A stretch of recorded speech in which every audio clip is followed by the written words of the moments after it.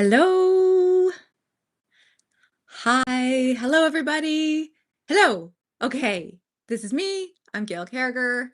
I write stuff. I'm an author, and I am doing a live video. And someday I'll give you all a setup of what shooting of live looks like for me these days because I have two devices these days. I have one for Facebook Live and the other one for YouTube Live. So I am on both at once.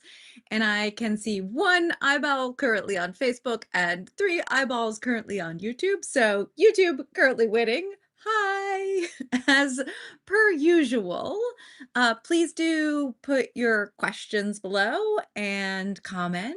Hi. Oh, hey, TK is there. Yay, June is there. Hello, June. Okay, lovely. So good. Please put where you're tuning in from. Tuning in like this is the radio. But I suppose that's kind of what this is. It's a sort of video version of it.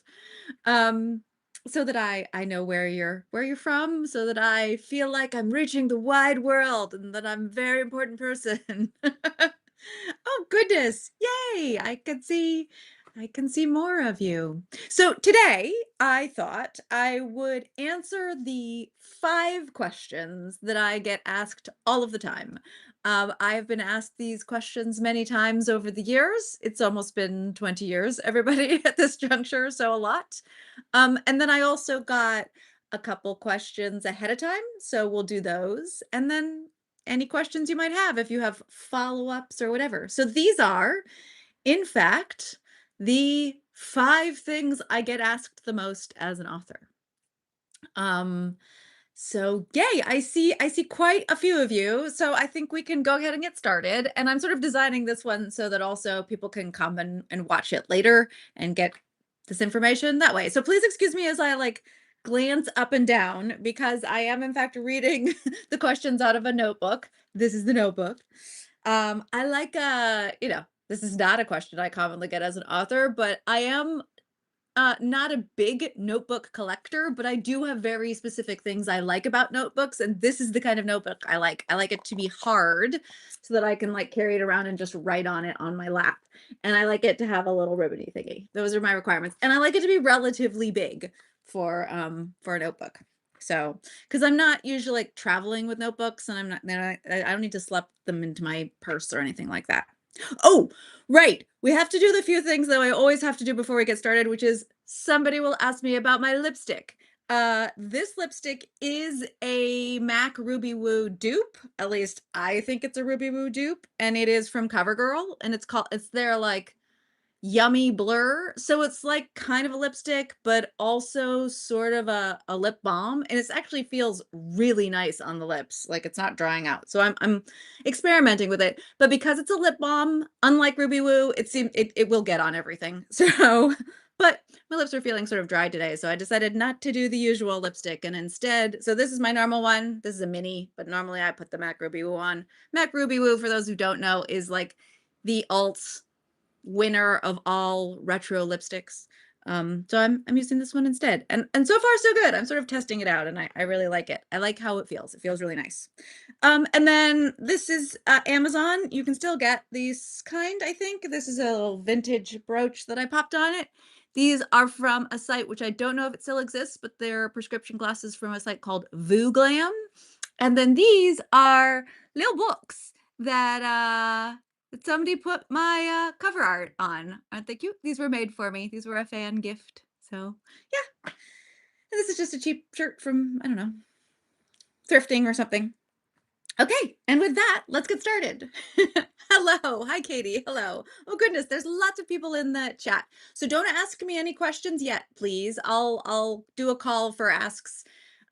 Maybe yeah, we'll see how it works out. But when I do, please put the question mark at the front, but I'll repeat that. So the first question I get all the time as a full-time author who's been doing this for a while is a really nice question, actually. And genuinely, I am asked this, which is, what edition do I buy that gives the author the most money? And I understand that from readers, this question is a question of patronage. Like they really want to support me as much as possible, or if asking in general. They want to support their favorite authors as much as possible. So I understand that. But unfortunately, the answer is it really depends. It depends on the author. So some authors are traditionally published authors, in which case what they write is for a publisher out of New York usually, and they're collecting a royalty from that publisher. And that royalty is in fact based on the edition of the book. So they get a certain percentage of the cover price for paperbacks, and it's different from what they might get from mass market paperbacks, and that's different from what they might get from hardbacks, and that's different from what they might get from different kinds of hardbacks and from audio and so on and so forth. So it's all going to be, though in that case it's all going to be dependent on that author's contract. And so it's a really complicated thing to answer which edition gives the author the most money under that particular set of circumstances, because it's really case dependent. Then there are authors who are entirely indie, and then there are authors like me who write for both. And so the way I'm answering this question is simply with my own personal experience and how it works out for me as an author who writes for both and who writes, how do I put this? And who writes in all different categories, I guess I would say, like different style, different forms, and who distributes to all the different platforms. So not all authors who self-publish distribute in the same way that I do. So they're not all on all the different platforms. Some authors, in other words, are only in KU for their digital editions, which means their digital stuff can only be got off of Amazon. I'm not like that. So I try to distribute widely, but that also affects, because we also will have contracts with the vendors who are selling our books for us. And those vendors take a percentage cut. And that we'll talk about that. I know it's a complicated answer to this question. So for me, these are the editions and places you could buy my books that would give me the most money in order. So I get the largest cut of the cover price if you buy it directly from me via my website. Even though I'm using a vendor to help host that and to take like credit cards and all that sort of stuff, I still get the most money from that particular place. And the vendor I use is Gumroad. I might be moving to Shopify or something else, but I always get the most money that way. And generally speaking, it's going to be the digital ebook and the audiobook, and then anything print that I might be selling. I don't sell print often, but occasionally I'll sell print special editions. But I will always make the most money, usually off of audiobooks first. Now, audiobooks are expensive because they're the most expensive to produce. So I have to also recoup a lot of money off of audiobooks. But it's digital and then print from my website. That's how I would make the most money. So that's number one. I have to cross these off. So the second way I make the most money, and this is a complicated Gail calculation of cover price minus all of the fees from the vendor minus time minus all of these things, right? Is purchasing from a retailer. And in that particular instance, it's the digital edition that will give me the most money, and it's pretty equal across the board. Amazon, Kobo, Barnes and Noble, and Apple, those are the places I officially distribute to. So that's the next way I will make the most money, is specifically the digital ebook edition, the ebook, not audio. Audio will come later. So that's the second one. Then the third way I will make the most money is if you buy the print edition from Amazon. I hate to say it, but that is the way it is in the land of print for me and personally in my calculations. Then it is the print edition from anywhere else. So print from Barnes and Noble, either online or in person, or a print edition from your local independent bookseller. That is the next way I would make the most money. I think we were on 4. That was number 4. Okay. Finally, the fifth way for me is anything that's traditionally published. So this would be a lot of my older works. So a lot of my stuff that's pre-2016, but online or in stores in whatever format. Usually print is easier to track for auditing reasons, but if you look into the like meticulous numbers, then it kind of works out about the same, whether it's print or digital these days from my traditional publisher. And then it's foreign editions, and all of my foreign editions, I don't independently publish any foreign editions as yet, but so this is works in translation. All of them would fall into this next category. So we're getting down towards the bottom of the list. So at this juncture, we're talking like pennies is how much I will get from some of these. Um, and there are many reasons for that because, translations are expensive, so they have to pay the translator. I don't get very large advances on translations, and translations rarely make back that advance. So it's just not. They just don't make as much money if it's in a foreign language. On all of my translations are traditionally published. So for me, they fall under the traditionally published bracket. This might be different if I were to self-publish into translation, but I don't do that. It's just really complicated for me. So I haven't figured out how to do it. Then the next one, so we're right at the bottom. These are the last two. So these are the things that, and I would say in general, they give authors the least amount of money, but just so you know, right down at the bottom is any book, digital book that is priced $2.99 or lower. Almost unilaterally, we get a smaller cut of lower priced items. So just something to be aware of is that the author, and in some cases, the author is taking a loss on a super low priced item because they're trying to get that book out to more people so that people will start reading the series that they've written. And then finally, at the very bottom of the list is any digital subscription model that I might belong to. So my books are only sometimes in KU, and then it's my traditionally published books that are in KU, and so I don't really know what's going on with those. But Audible. So unfortunately, audiobooks fall into this category. And then things like Kobo Plus, if I have a couple of books in Kobo Plus. So those are the least profitable for me. So there you go. That is the answer to that question. So yeah, a long answer to what you think is maybe a simple question, but the answer is, and this I think generally holds true for most authors, is getting it from the author directly is always going to give the author the most money. So there it is. Okay, and then this is the bit that I really would love readers knew more about, and that is that in all cases, whether you're getting it from me directly via my website or anywhere else, we are charged money for the book to be digitally, I'm talking about digital books, but obviously this also applies to print books, delivered to you. So a lot of readers don't understand that there is a delivery fee even for digital assets, so audiobook or ebooks. We're charged by the vendors to get that to you, and we're also charged by our shopping system within our website, one way or another. Sometimes we're charged a percentage of the book, and sometimes we're charged a flat delivery fee. Amazon, for example, when you buy an ebook off of Amazon, they charge us a delivery fee for that ebook that's based off of the size of the ebook. And it's non-refundable. So if you return the book, we're still charged, which is why if you buy a book in a digital space like Amazon or Kobo or whatever, and then you return it, the author is actually losing money off of that.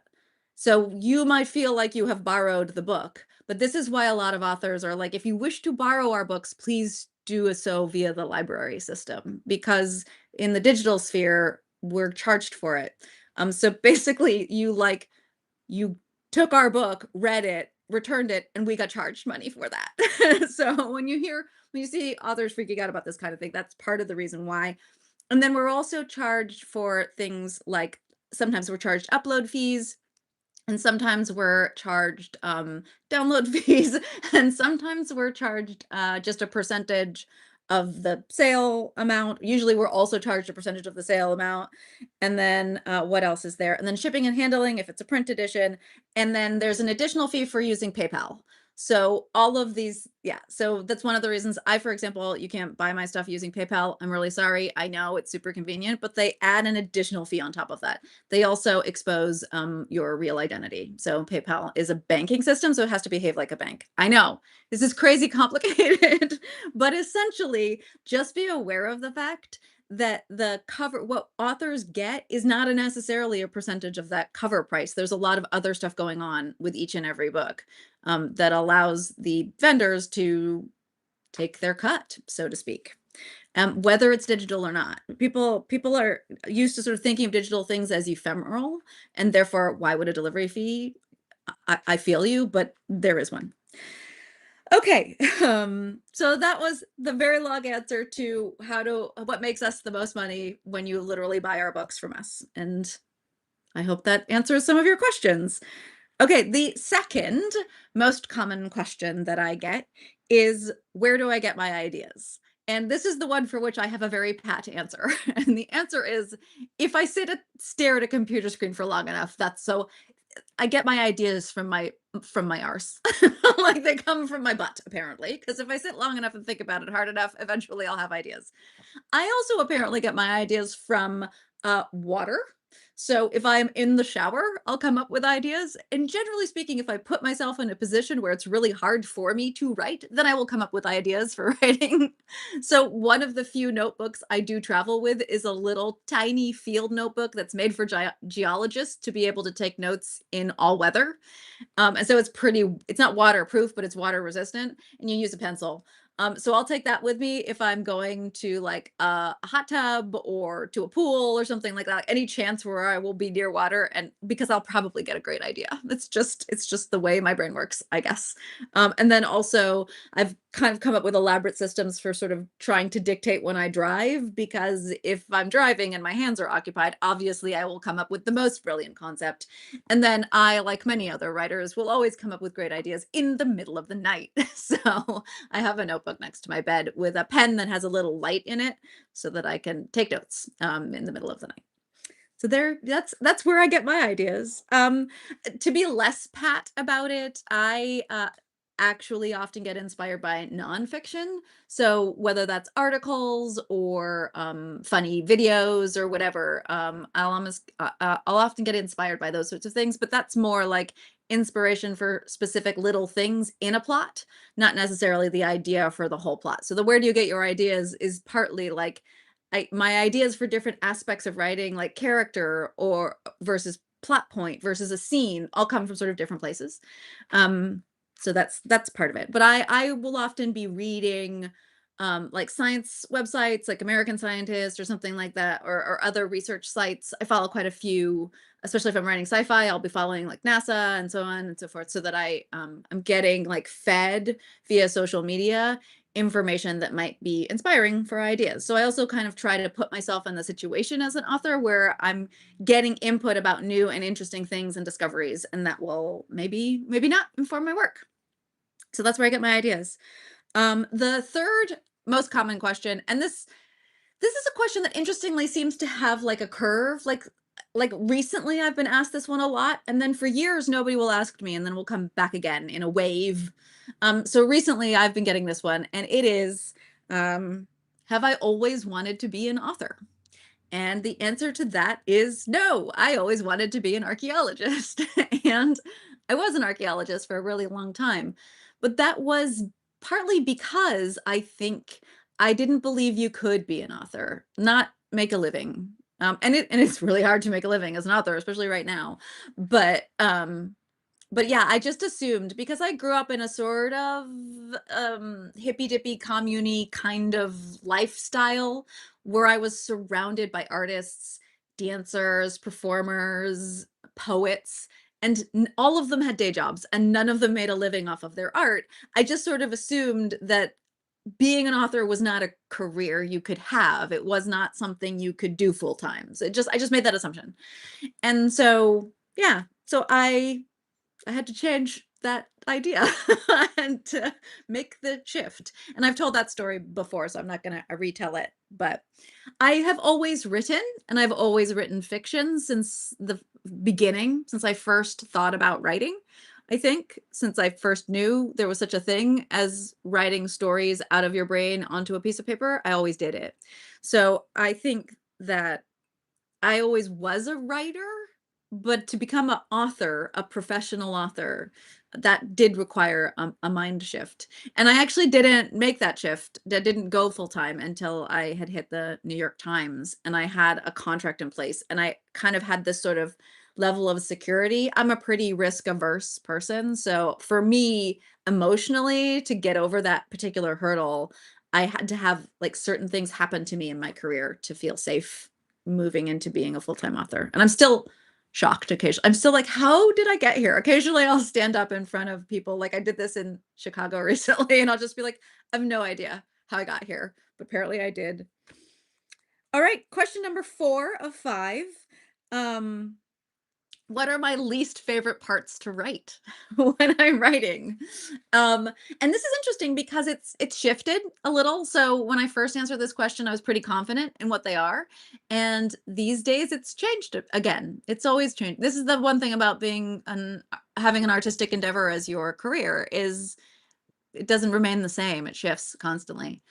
So initially, I would have said the two things that I kind of dread writing or that are my least favorite parts to write are actually the humor, the comedy parts, and the romance, the specifically the nookie, the hanky panky, which is why I kind of started doing the San Andreas books because I wanted to lean into both of those things. I like to challenge myself to keep things interesting. And so, yeah, so I I wrote that series partly to be like, okay, we're gonna like go hard on funny and also on sexy and see what happens. And it was and has been a very interesting endeavor. Uh, the which is a weird thing for me to say as a comedy author and in part a romance author. I find the kind of action sequences and the dialogue very easy to write. Those are the things I enjoy the most. Just two characters in conversation or two characters fighting with each other. I know that's very funny, isn't it?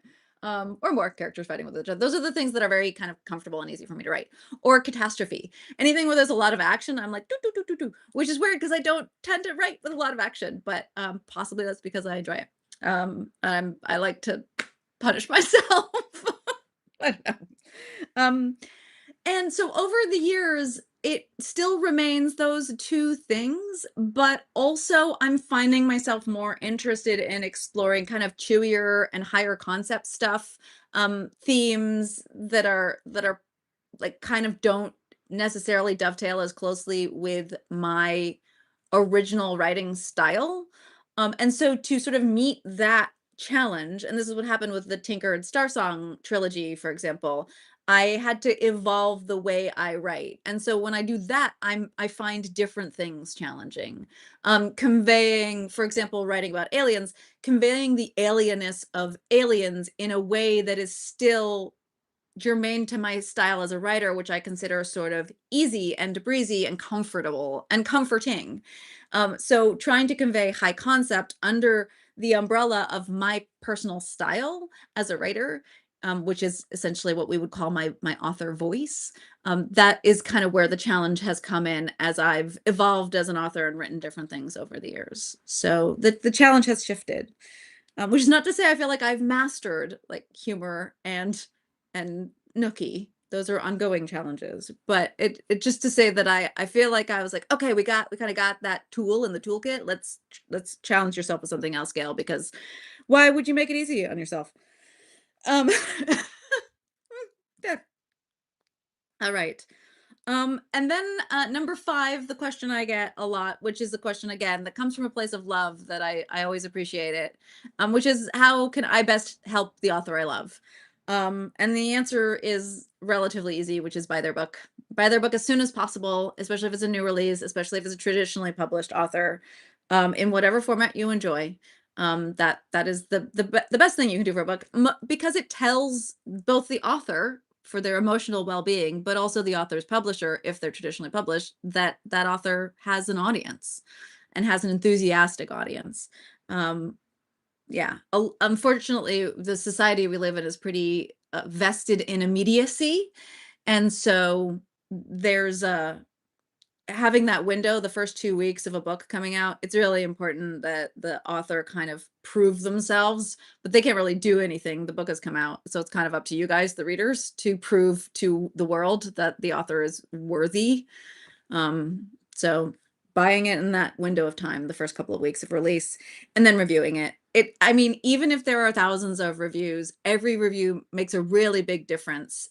More so now than it ever did in the past, and that's because the reviews are part of the algorithm. So the more reviews a book has, the more the different algorithms, whatever search engine that is, whether it's within an ecosystem like Amazon or Barnes and Noble or outside of it, it's just that book will just get served more when people are looking for their next book to read. The more reviews it has, the more it gets served, the more new readers it might get. So you have no idea how important reviews are. I think most readers don't realize it. But also you don't have to write a long one. You can write 2 sentences. It doesn't matter.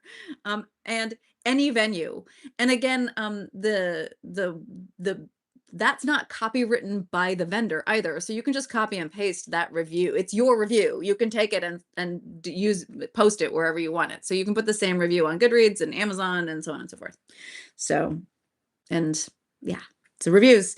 The other great thing you can do to help a book is if you think that friend would like the book, tell the friend that they should read that book. Um, and then of course following the author or engaging them with them on social media if they have a social media that you enjoy playing with, and then finally joining that author's newsletter. And that's just because again, there's a lot of noise right now. There has been in the past, of course, but it's particularly noisy on the internet. There's a lot of so if you're on an author's newsletter, it just means that they can be like, hey, I have a new book out. And even if you follow me on social media, you might not have noticed that I have that new book out. Or you'll find authors like me who are like chatty and chipper and excited to just have your attention for the space of a weekend, a couple hours on a weekend, once a month, whether that is on live or whether that is via my newsletter. So those are the 5. So I answered the 5 most common questions that I get, and there they are. So while you all think about questions for me, whether you have a follow-up for anything I just said or some other question about like author careers, I'm going to answer an early question that I got from one of you. So remember when you ask your question to please put a question mark at the beginning of the sentence. And that way, when I'm scanning through the comments, I can see your question, that it is a question. And also, if I, for some reason, don't see it and I accidentally skip it, I'm really, really sorry. But I promise I always try to read through all of the comments after my live is done, and I'll come back and I'll reply to you in person if I somehow accidentally missed it. Also, at the end, I'll often ask everyone to redo them. So while you're thinking of questions, I'm going to answer Liz. So Liz asked a couple questions on Facebook, and their questions are all about research. So I'm just going to go through these questions. So these were about research. So I'm assuming this specifically. No, I've researched for all of my books, so I think it applies to everything, even the sci-fi, right? Um, so the first question was how much research that I do actually makes it into the book. And that is an incredibly challenging question to ask, especially somebody as obsessed with statistics as me, because I was like, well, is it 50%? Is it like, I'm tempted to say less. So I can do that. I can divide this answer up into several things. How much of the quantity of research I do, like the links I gather and stuff like that, actually gets utilized in the book, or the articles that I read or what have you. And how much of, I mean, because sometimes I'll read an entire article for one sentence. And like sometimes that one sentence will get cut. Like it's wild. Research is wild. So um but the other question is about how much time, so the cost in time that research takes. And for me, I would say I spend, if it's a book like the one I'm currently writing now is requiring a lot of research because it's a place that I have traveled near to but never traveled to explicitly, and it's a parasol verse book, so it's historical as well. So I'm trying to tunnel into what that place was like in history, and there isn't a really strong record of the time period, and I don't speak the local language, so lots of difficulties in figuring this information out. And under those circumstances, I spend about as much time researching as I do writing. So for every hour I write, I'm spending an hour doing research. So, and that's easier for me to think about because that's for me, it's my time that's kind of the most valuable thing at this point in the writing process. So a book that requires a lot of research is just going to take me a lot longer to write.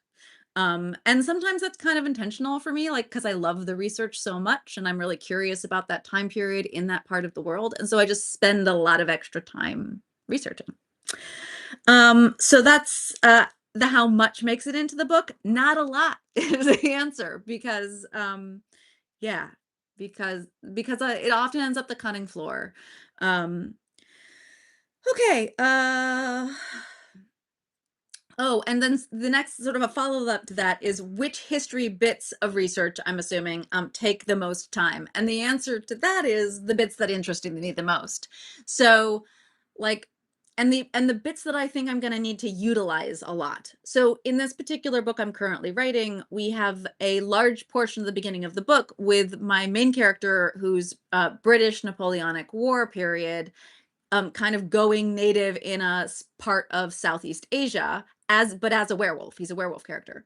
So I needed to research what kinds of like local animals a werewolf might hunt for food when that kind of predator doesn't really, there are kind of wild dog predators, but there's no wolf predators in this area. So it's like a weird corner of a thing that I need to research. Like I need to figure out what the big game animals are in the area, which ones would appeal the most to werewolves, and like what the major predators are in that area, which in this case is big cats, and how they do the hunting of those animals, and how a wolf, specifically a non-pack lone wolf, might be hunting those creatures because I need my werewolf to be able to eat, right? And then I also have some healer characters in this book. So I spent quite a bit of time researching the local flora as well as the local fauna in and looking into what kind of natural medicines are in the area and what the different herbs were used for in the past and are still used for today. So there was a lot of research on kind of the scope of the local, and then I also, because of the plot, I needed to figure out what the topography is like in the area, and so on and so forth. And then, like, as you do, suddenly my characters are in motion, and now we're up in Russia. And so, like, the last time I was writing, I had to spend about half an hour or an hour researching like different parts of the far north of Siberia and where the taiga is, and like just like stuff like that. So like as a writer, you fall into these rabbit holes quite a bit. I try to confine myself to doing this kind of research as I'm writing only because I really need it for the plot. Like my character is in this place and time. I need to know like what kind of food is available in winter. So I stop myself from researching what kind of food is available year round and then going down a very long rabbit hole on bread making in Siberia, right? Like that bit, while it's interesting to me, because I am in the middle of a rough draft, I can't do, even though I might want to. So sometimes I have to do a lot of research for because I'm in a place and time for a long period of time in the course of the story. And sometimes I just do a little research because my character is just passing through a place and time. So, and then I do a lot of research for names, for example, clothing, because that's my aesthetic. Clothing, names, clothing, and food. Those are three things I'm like almost always researching because I like my names to be clever. I like the names to be period and location appropriate, and character appropriate. So naming things is really important to me. And then of course, I'm just obsessed with clothing and food. So that's just a personal thing. And so those two things often leak into all of my books, no matter what I do. So I'm always researching those a little bit. So I would say those probably take the most time overall because that's what I enjoy. All right. And then the last question Liz asked in the research thing is, do I have rules around how much I include in order to make the book more realistic or logical or believable? And I believe this person was writing like historical romantasy or fantasy or something. So like my Parasol verse, stuff that's based in an actual historical moment of time.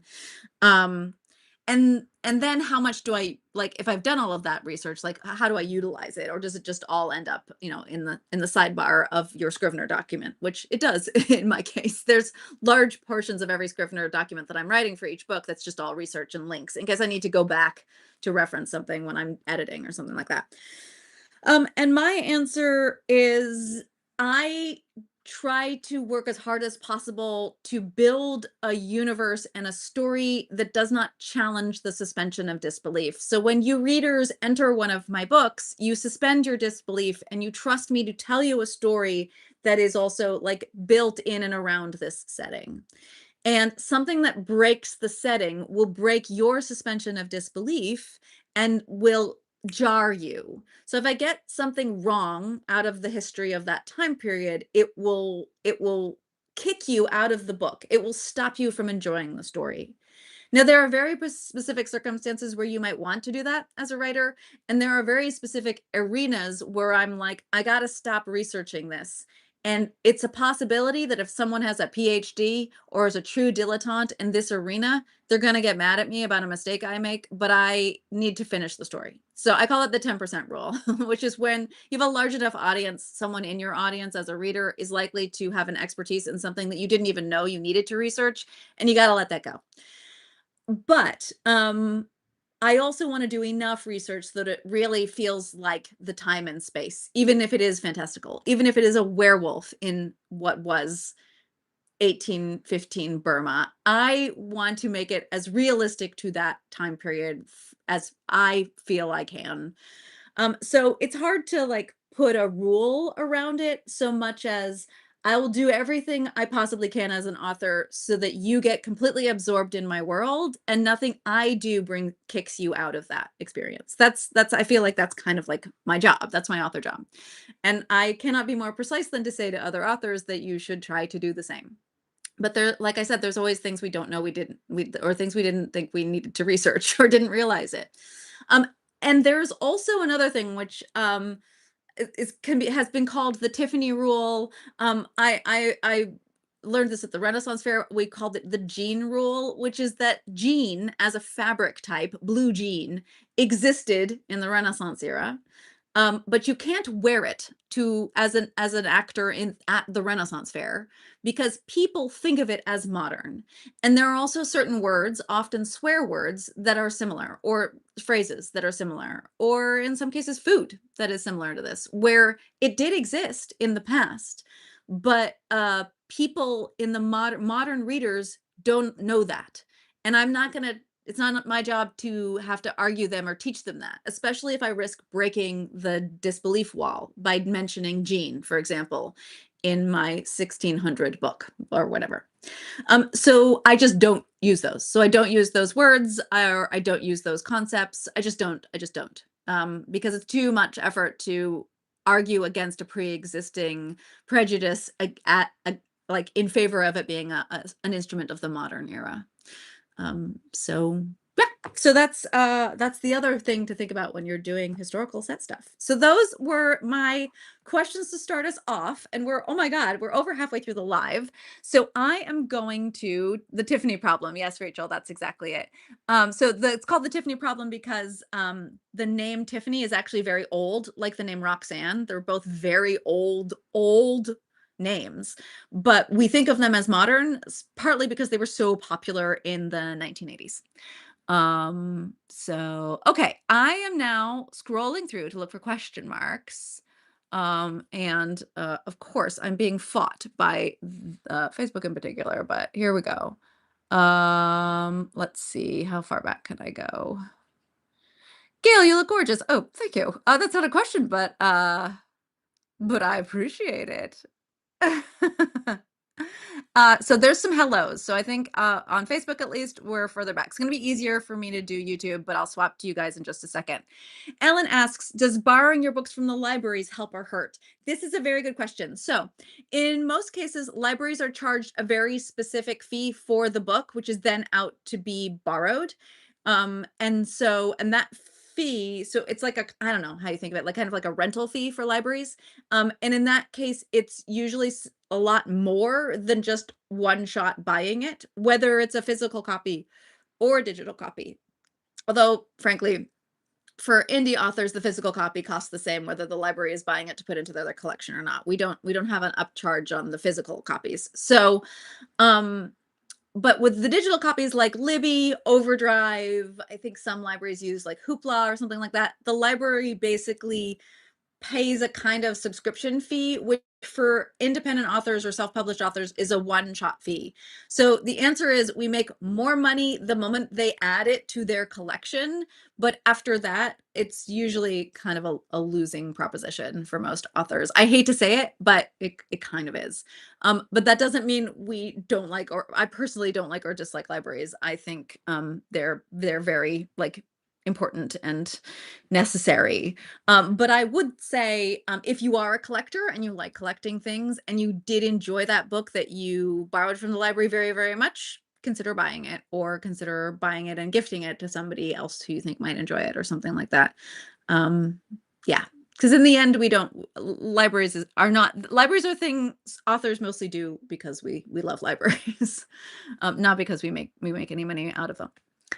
Nor should we. I mean, libraries are kind of that's not what they're meant to be. Um, how do I decide what parts of research to stay true to and what parts need to bend for the story? Well, that's a very good question. This is asked by Jesse. Thank you, Jesse. I basically, if the plot needs it to bend, I will figure out a way to make it bend. I like to say that I could put lasers on my top hats if I needed them badly enough. I just have to figure out how to explain it either well or in a very funny manner. Comedy authors can get away with a lot. We can be very silly about these things. So yeah, it's all in service to the plot usually, whether I make that decision or not. Generally, for me personally, I'd prefer to do a little bit more research to find out if there's a thing that actually existed that I could twist in just the right way, um, rather than take something I know about and twist it, but it would be a lot of effort to twist it. In fact, that's one of the reasons I will do research. So I don't know if that's like a precise enough answer, but that's my answer. William asks, what sort of research best gets me the vibe of the place and time you haven't experienced? So essentially for me, that is usually primary sources or primary sources in translation, if I can get a hold of them. And that often, because we're in the Victorian or the Napoleonic era for the British, um, that means travel logs or journalistic accounts. So, and I like it because often these are written in the point of view of Victorians. So you kind of get there, you can kind of you're climbing not only into the place they're traveling to via these travel logs, so Baedekers, for example, but you're or travel journals like A Thousand Miles Up the Nile, but you're climbing into how the Victorians think and talk about these things, which is sometimes quite unpleasant and off-putting with their, imperialistic, colonialistic, supremacist agendas, but is also very insightful to how they thought about and conceived of the world. But it also gives you a really kind of it is a moment in time that you're reading about. So primary sources, if I can possibly get a hold of them, and then secondary sources, which are compilations of the above. So academic articles or people writing research about said journals or about collection or about a time period, and they're including in their descriptions of that time period, like a revolt or an uprising or whatever. They're talking about, say, the propaganda that was being spread, and by whom and in what way, and the weapons that were being used, that sort of thing. So yeah, I'm also very because I am an archaeologist, I'm very inspired by like museum objects. I love national history museums. So I like the way countries present their own history to tourists. That's very interesting to me because it is a kind of propaganda. And so that is always fascinating to me. And I think it has often has some rich sort of inspirational things, but also like if I am going to talk about a battle weapon, I wanna see it. So I'll go into, like, museum archives and look up, like, what did Burmese spears look like at the Battle of Ranma or something like that, right? So I'll, like, go in and be like, "Okay, does anybody have a collection? And is it online? And can I, like, physically look at those things?" Ideally, I would like to touch them too. The weight and all of that, I think, is very important to know about, but, yeah, that's one thing.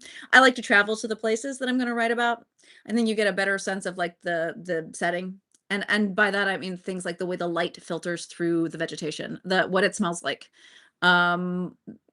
Just things that Google Earth or Google Maps are almost there, but not quite, not quite.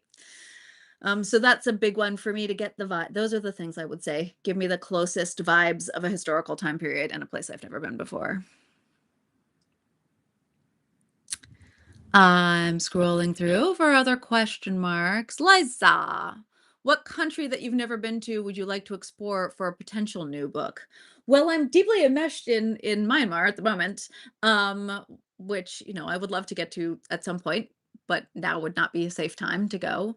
Um, I recently did a deep dive on this is such a me thing, you guys. So I was on a long plane ride and I watched a documentary on all the different cuisines of China. And suddenly I was like, "Oh, I might have to travel to China because the food, oh my goodness."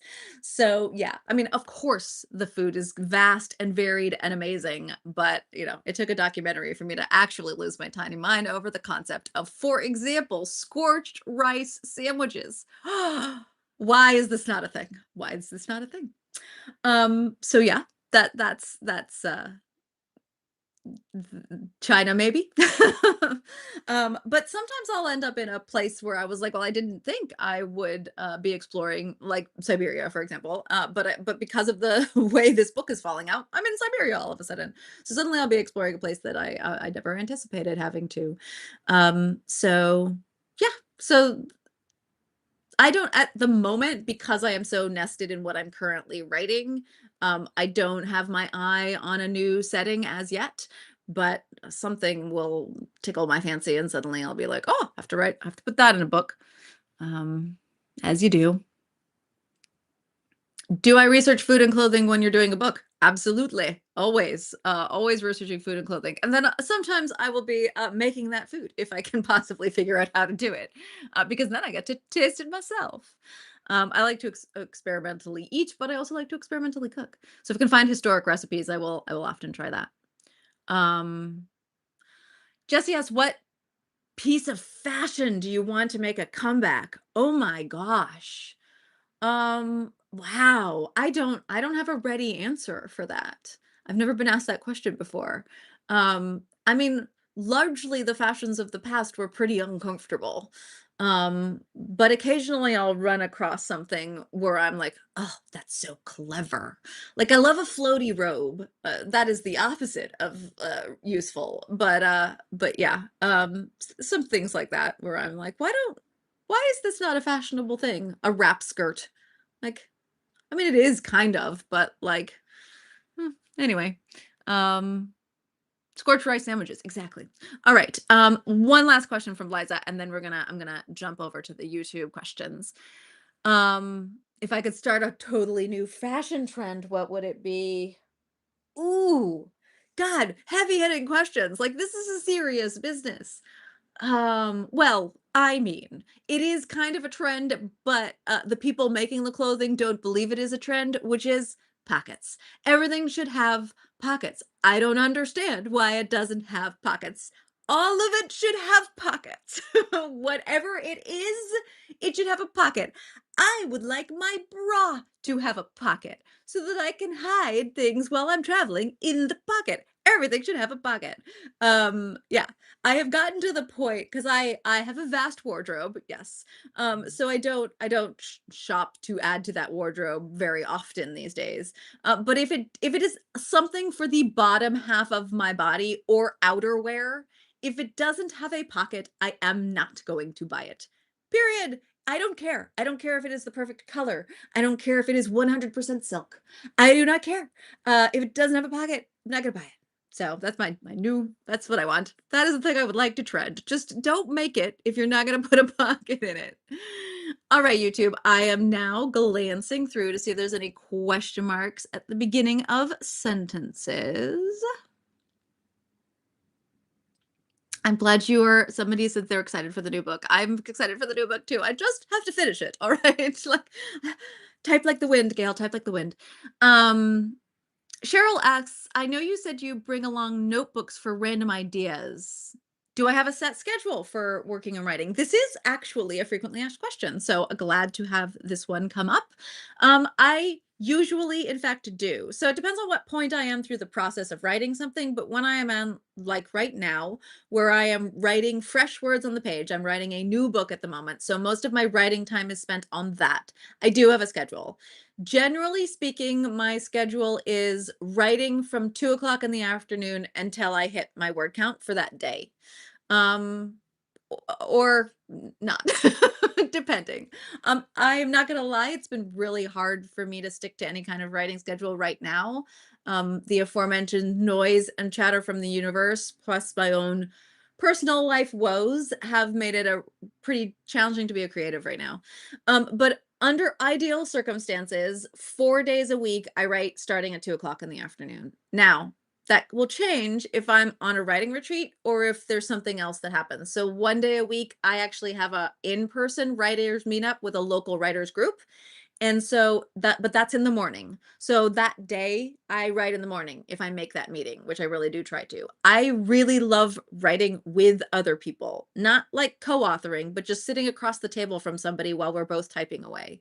That is very productive for me. So if I can, I will try to organize meetups with as many other authors as possible during the course of my week. It just helps me stay focused and get words on the page, which is the number one priority, right? So yeah, that is the answer to that question. When working on a book in a series, how often do you need to go back and reread your previous works? Oh my goodness, so often. But that's partly because I do this thing where I bop between series. So I haven't written a Parasol book in a really long time, but I have a vast cast of characters, all of which can appear in the background at any one given point in time. And sometimes I'll be like, "Ooh, I want to use that character." Like, here's a massive spoiler for the new book, but Lyle shows up. But that means I have to spend X amount of time making sure that Lyle, in the course of his history and backstory, is available for me to use at that place and time. Like, he is A, already a werewolf, which of course he is because he's one of the longer lived ones, but B, he happens to be in that location for me to use for that character appearance at that part of the book. And I do that partly because you guys love check-ins on favorite characters. So I try to include a favorite character. I do that because I write with spy characters. And so spy characters can show up in the background whenever I feel like that. Um, and I do that because, like, it's kind of fun for me to be like, well, I need a character to, like, convey this kind of information or to rescue or not from this particular terrible situation or to add to the horror of the situation. Um, and I would like to use a character that you're at least passing familiar with or I've at least mentioned before, rather than constantly adding new characters to, in the case of the Parasolvers, which is a very vast universe. So, um, yeah. So anyway, there are many reasons for me to do that, but yeah. So the answer is have to reread a lot. And for this particular book, because it's such a long time frame, it covers a long period of time. It covers like 100 years. Um, I am going to have to reread quite a bit of my own stuff. Fortunately, it's my stuff, so I can do a search function. So, for example, I know we're mostly going to be dealing with the London Pack in its various iterations at different points in time throughout the course of the Parasolverse, and that means I can search within my own documents for London Pack, so when they're mentioned, so that I don't have to reread the entirety of the book most of the time. Sometimes I do, but most of the time I just have to reread the chapters that are relevant that I'm going to be cross-referencing. But yeah, it's one of the reasons it's so much harder for me to write a Parasol book now than it used to be, because there's now 30 books in this universe. And when it's something like I'm currently writing, I just have to go back and reread things all the time. And then I'm very heavily dependent on my beta readers to make sure I haven't messed up. And let me tell you, I always mess up. And fortunately for me, they always seem to catch me. But yeah, beta readers absolutely invaluable. So I utilize most of my beta readers as consistency checkers for this exact purpose. And then I also have a Wikia, which is like a world Bible, but it's open source, so you guys can all reference it and you know catch me out if you want, but also add to it. That allows me to double check as well. So I use my own wiki all the time because it acts as an ongoing world Bible for me.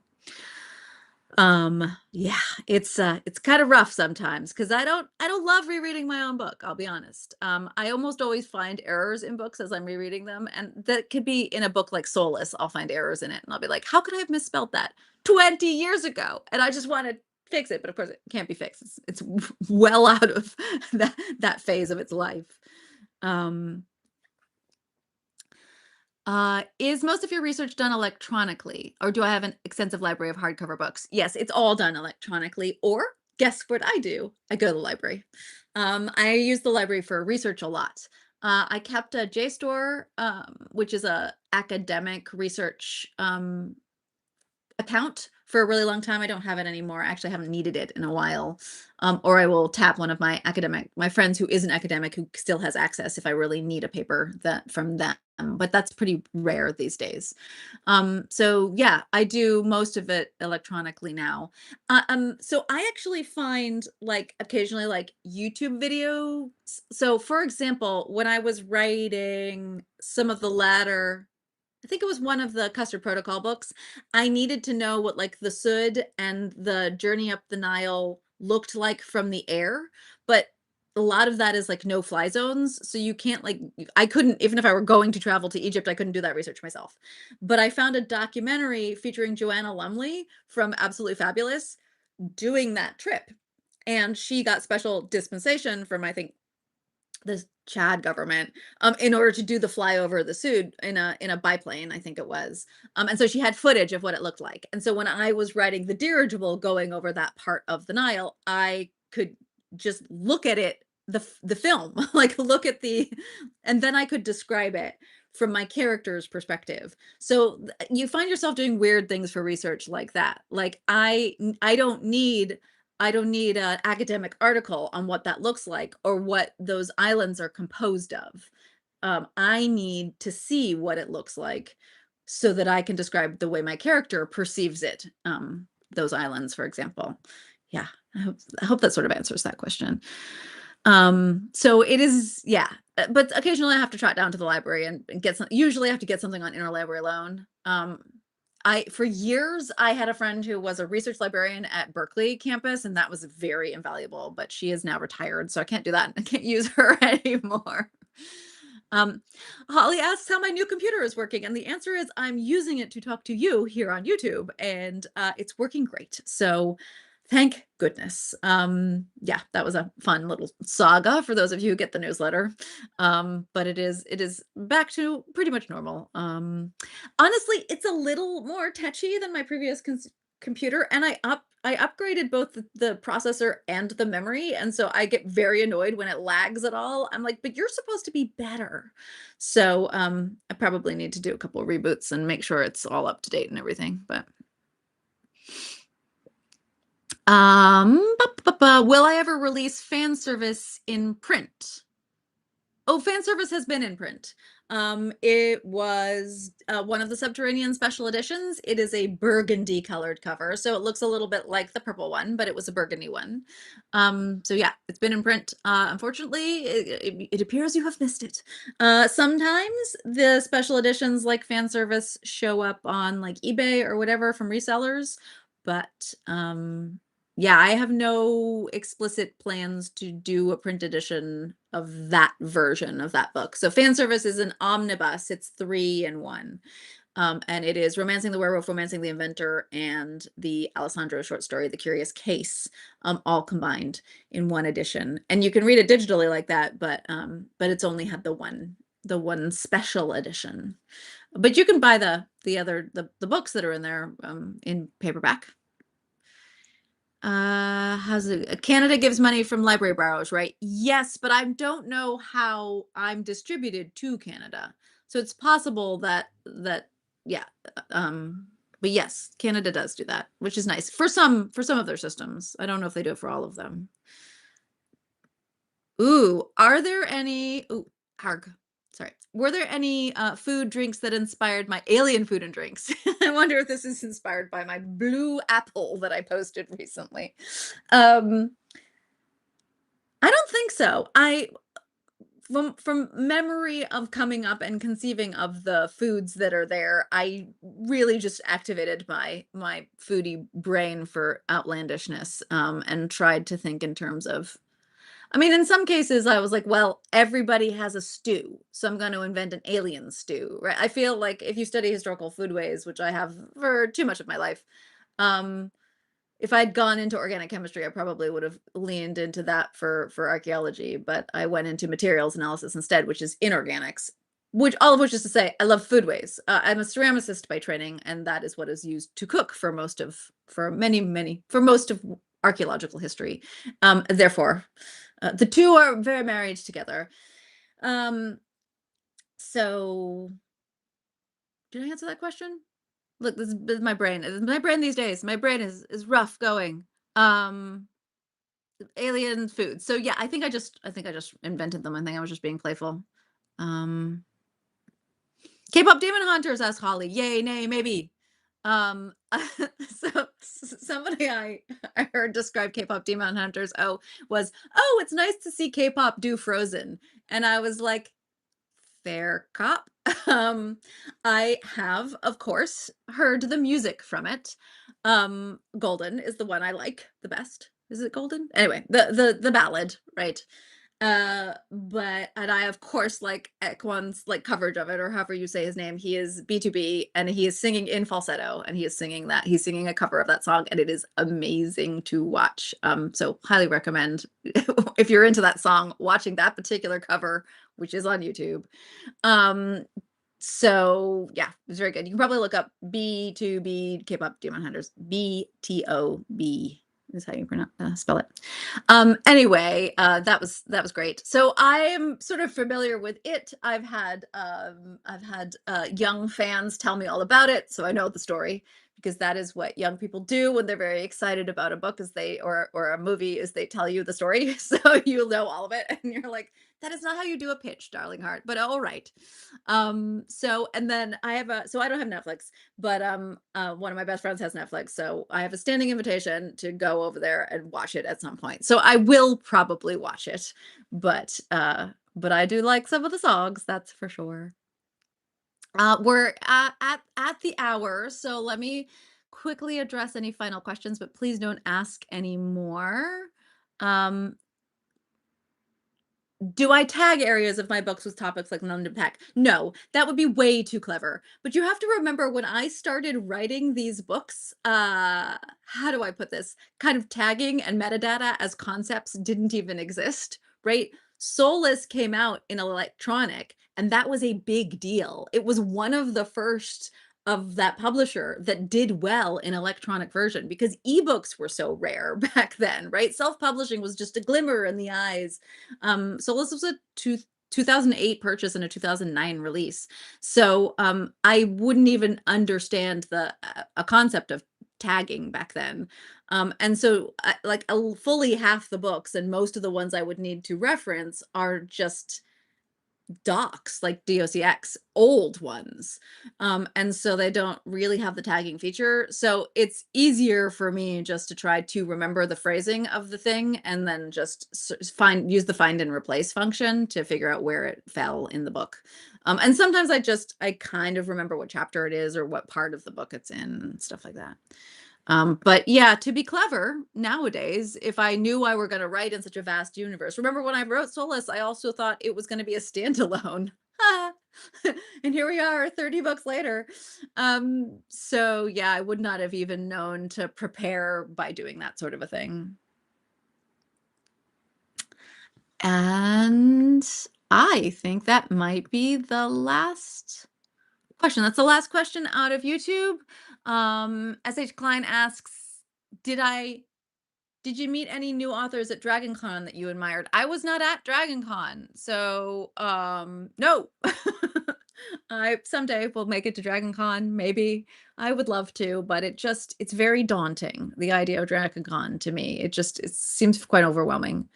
Um Anne is asking when the next Parasolverse book will be, and to be honest, I don't know. So it's probably about halfway through, and like I said, I'm really struggling to write it, but I can say it probably will not be this year. I'm so sorry.